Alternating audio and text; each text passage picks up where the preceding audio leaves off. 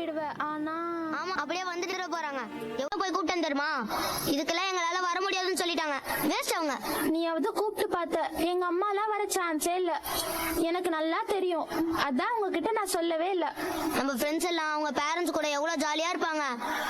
நாம போனா நம்ம மட்டும்தான் அங்க தனியா இருக்கணும். எவ்வளவு அசிங்கமா இருக்கும் தெரியுமா? இதெல்லாம் நம்மளுக்கு தேவையா சொல்லு? அப்ப என்னடா பண்ண போற? அதான் இன்னைக்கு நான் ஸ்கூலுக்கே போக போறது இல்ல. வயிற்று வலின்னு சொல்லிட்டு வீட்லயே இருக்க போறேன். ஏய், உங்க சித்தப்பா ஏன் இங்க வந்தாரு? நான் தான் இங்க வர சொன்னேன். ஹாய் மாயா. ஹாய் சித்தப்பா. ஹாய்டா. நடக்கிற எல்லா காம்படிஷனும் நல்லா ஜெயிக்கணும். என்ன என் கண்ணை என்னாலே நம்ப முடியல.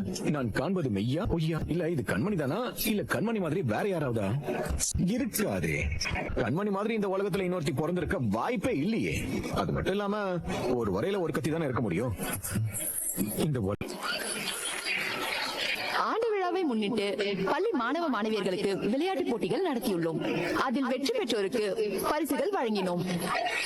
இப்போது எங்களின் அழைப்பை ஏற்று வந்திருக்கும் பெற்றோர்களுக்கு சில விளையாட்டு போட்டிகள் நடத்த இருக்கிறோம்.